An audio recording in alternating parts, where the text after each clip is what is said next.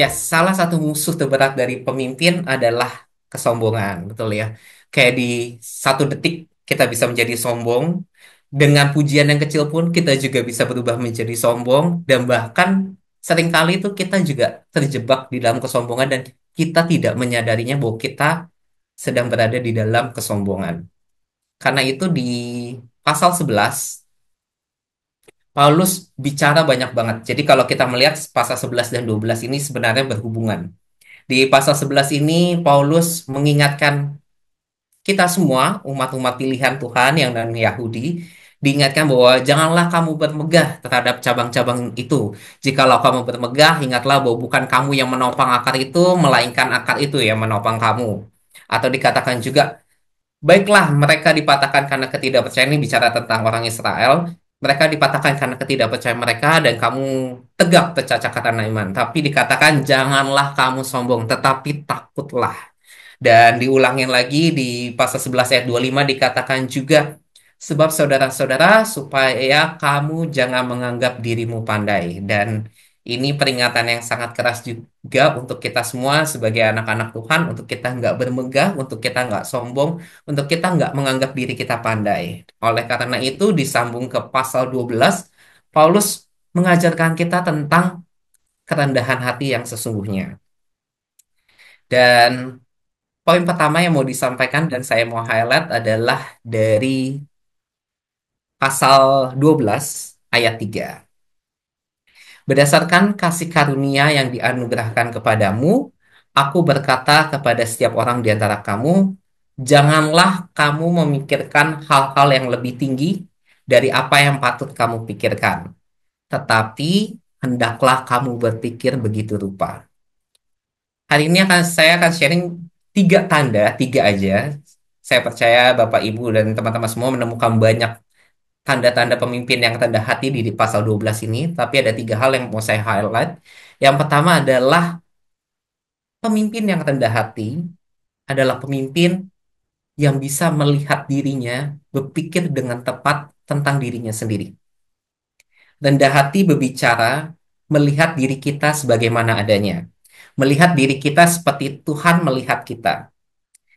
Nggak lebih tinggi dari orang lain, tetapi juga tidak lebih rendah daripada orang lain. Atau mungkin kita sering kenal dengan istilah rendah diri.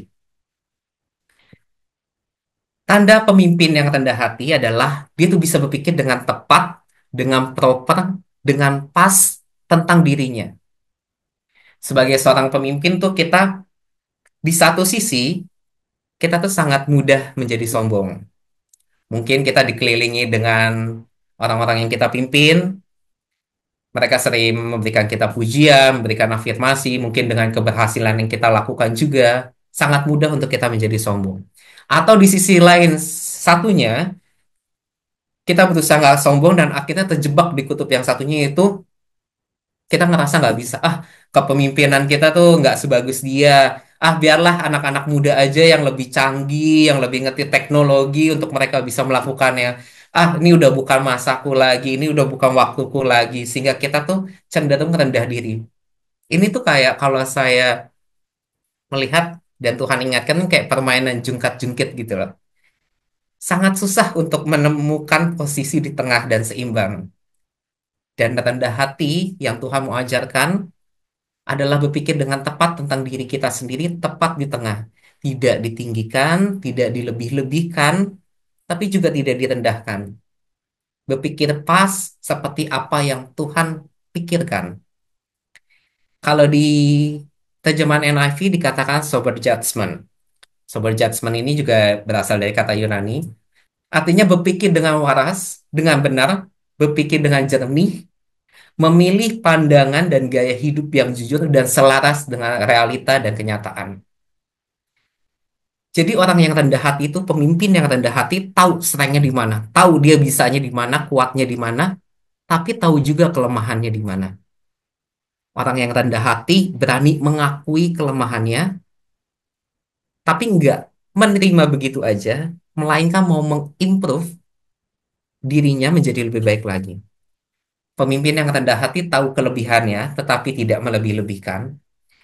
mampu merayakan setiap kemenangan, setiap keberhasilan yang diberikan, tapi bukan karena merasa dirinya bisa, tapi karena apa yang Tuhan berikan di dalam hidupnya.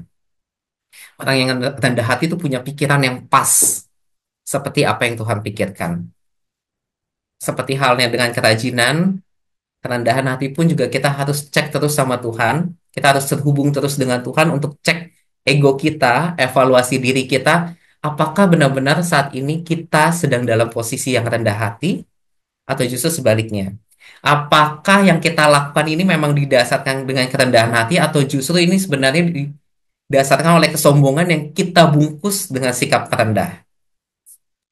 Yang kedua adalah mengingat kasih karunia terus-menerus. Dikatakan di akhir dari pasal 11 sebelum masuk pasal 12 dikatakan, atau siapakah yang pernah memberikan sesuatu kepadanya sehingga ia harus menggantikannya? Sebab segala sesuatu adalah dari dia, dan oleh dia, dan kepada dia, bagi dialah kemuliaan sampai selama-lamanya. Bagaimana cara melatih kerendahan hati? Salah satu caranya adalah dengan mengingat kasih karunia terus-menerus. Tanda pemimpin yang rendah hati, dia mengingat kasih karunia yang Tuhan sudah terima. Dia mengingat kasih karunia itu terus-menerus, bahkan dia menyadarkan hidupnya terhadap kasih karunia ini. Dikatakan dari dia, pemimpin yang rendah hati tahu bahwa segala yang dia terima termasuk visi, passion, talenta, semua yang diterima berasal daripada Tuhan. Kemudian oleh dia, pemimpin yang rendah hati juga tahu apa yang saat ini aku kerjakan, kebisaanku, kalau ini berhasil, semua karena Tuhan yang melakukannya di dalam hidup kita. Pemimpin yang rendah hati nggak menyandarkan keberhasilannya terhadap kemampuan atau pengalamannya, tetapi terhadap kasih karunia. Dan ditutup dengan bagi dia. Pemimpin yang rendah hati tahu bahwa keberhasilan ini, setiap pujian yang diterima, spotlightnya dikembalikan lagi untuk Tuhan. Bahkan dalam ayat berikutnya dikatakan juga bahwa kita melakukan apa yang Tuhan percayakan seperti untuk Tuhan dilakukan dengan maksimal. Orang yang mengajar, mengajarlah dengan maksimal. Orang yang memberi, memberilah dengan sukacita. Mereka orang yang diberikan karunia untuk memimpin, memimpinlah dengan rajin seperti yang tadi saya sampaikan. Semuanya kita lakukan untuk dia dan bagi dia. Ketika mempersiapkan bahan ini, saya teringat dengan satu sosok di Alkitab, yaitu Yohanes. Yohanes bukan Yohanes Pembaptis ya, tetapi Yohanes murid Yesus. Di dalam Injil Yohanes, kita bisa menemukan Yohanes itu menyebut dirinya dengan murid yang dikasihi Yesus. Sebagai garis bawah, eh, Yohanes tidak pernah menyebut bahwa dirinya adalah murid yang paling dikasihi Yesus, tetapi murid yang dikasihi Yesus. Jadi Yesus itu bukan lebih mencintai, mengasihi Yohanes dibanding yang lain, atau Yohanes merasa dirinya tuh paling dikasihi, enggak. Tapi Yohanes menyebut dirinya sebagai murid yang dikasihi Yesus. Pada saat Yohanes menyebut, aku adalah murid yang dikasihi Yesus, seakan-akan tuh Yohanes ngomong kayak gini loh. Seandainya ada yang orang lain perlu tahu tentang diri aku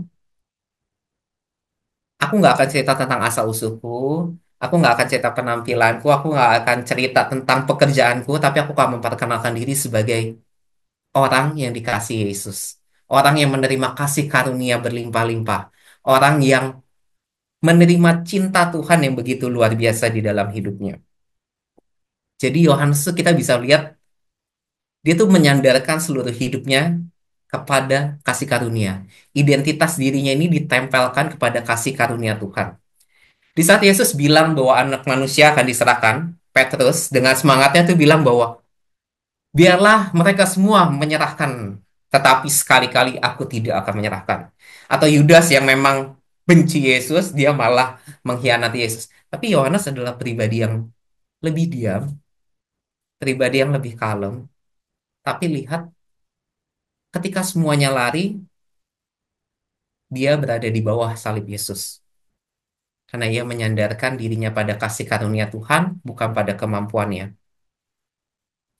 Ketika kita sebagai seperti Yohanes terus mengingat bahwa kita adalah orang yang dicintai, kita adalah orang yang dikasihi, maka itu menjadi jangkar yang kuat bagi ego kita. Kasih karunia adalah jangkar yang kuat untuk ego kita. Ketika kita merasa diri kita, wah, kita hebat juga nih. Wah, kita pintar juga nih. Balik lagi ke kasih karunia. Ingat bahwa semua yang kita terima adalah kasih karunia. Ketika kita merasa ke sisi satunya lagi, kita ngerasa, aku nggak mampu. Kok aku nggak berhasil ya? Ini kok aku gagal ya? Kok pemimpin yang lain lebih hebat ya? Kayaknya orang-orang lain lebih pantas untuk mengambil pelayanan ini. Orang-orang ini lebih pantas untuk mengambil posisi ini. Ingat kembali kasih karunia bahwa setiap kita dimampukan oleh Tuhan. Setiap kita menerima talenta yang luar biasa buat Tuhan, setiap kita menerima kasih karunia yang sama di hadapan Tuhan, sehingga kita pun juga bisa hidup seperti apa yang Tuhan rancangkan di dalam hidup kita. Kembali pada kasih karunia. Pemimpin yang rendah hati adalah pemimpin yang mengingat terus akan kasih karunia. Dan yang terakhir adalah pemimpin yang rendah hati memahami pentingnya persatuan. Dikatakan di ayat keempat dan ke-16 dikatakan sebab sama seperti pada satu tubuh kita mempunyai banyak anggota tetapi tidak semua anggota itu mempunyai tugas yang sama. Demikianlah juga kita walaupun banyak adalah satu di tubuh Kristus. Dan diulangin lagi di pasal 16 dikuatkan lagi oleh Paulus, hendaklah kamu sehati sepikir dalam hidupmu bersama. Pemimpin yang rendah hati adalah pemimpin yang menyadari bahwa tugas yang besar ini tidak bisa dikerjakan sendirian. Tugas yang besar ini yang sudah Tuhan tetapkan perlu dikerjakan bersama-sama. Pemimpin yang rendah hati tahu bahwa hidup bukan untuk persaingan, melainkan sebagai satu tubuh. Tetapi perlu diingat juga, pemimpin yang rendah hati memahami bahwa pentingnya persatuan, tetapi bukan keseragaman. Unity is not uniformity. Kesatuan bukan keseragaman. Karena seringkali juga pemimpin ini menjadikan dirinya tuh sebagai pusat segala sesuatu. Menjadi pusat dari organisasi tersebut. Semua karyawan harus seperti saya.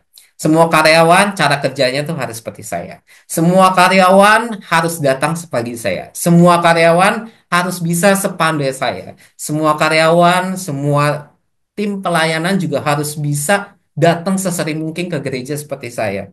Seringkali pemimpin terjebak dengan alih-alih untuk persatuan, akhirnya membuat dirinya itu sebagai pusat dari segala sesuatu. Mengharapkan semuanya bisa menjadi sama, semuanya menjadi seragam seperti dirinya. Pemimpin yang rendah hati tidak membuat dirinya menjadi pusat, sehingga orang lain harus menjadi punya standar yang sama dengan dirinya.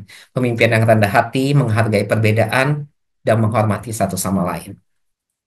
Dan saya mau tutup topik ini. Kerendahan hati memperoleh apa yang diinginkan oleh keangkuhan. Banyak hal di dalam hidup kita ini yang dihancurkan oleh keangkuhan, baik itu pekerjaan, pelayanan, atau bahkan pernikahan. Dan rendah hati ini adalah cara hidup terbaik yang bisa kita lakukan. Rendah hati adalah cara kepemimpinan yang terbaik yang bisa kita lakukan. Kenapa? Karena pada akhirnya kerendahan hati memperoleh apa yang diinginkan oleh keangkuhan. Dari di sini saya menyatakan sebenarnya ada beberapa ayat lagi di Alkitab. Kalau Bapak Ibu dan teman-teman lihat dari Amsal 29 ayat 23 dikatakan bahwa keangkuhan merendahkan orang tetapi orang yang rendah hati menerima pujian. Apa sih yang diinginin orang yang angkuh? Pengen dapat pujian, benar nggak sih? Tetapi justru orang yang angkuh menerima cemooh. Yang terima pujian siapa? Orang yang rendah hati. Apa sih yang diinginin oleh orang yang angkuh? Orang yang angkuh tuh pengen posisi, pengen jabatan, pengen kehormatan. Tetapi pada akhirnya yang memperoleh siapa? Adalah orang yang rendah hati. Orang yang angkuh tuh pengen apa sih? Pengen pinter, ya nggak sih? Belajar segala sesuatu dengan kesombongannya, dengan segala pengalamannya. Tetapi dikatakan di Amsal 11 ayat 2 dikatakan bahwa tetapi hikmat ada pada orang yang rendah hati. Amsal 18 ayat 12, tinggi hati mendahului kehancuran, tetapi kerendahan hati mendahului kehormatan. Apakah kita cukup rendah hati di hadapan Tuhan dan di hadapan orang lain? Apa motifnya dari apa yang kita lakukan? Apakah benar-benar didasarkan oleh kerendahan hati atau sebenarnya kesombongan yang kita bungkus dengan sikap merendah?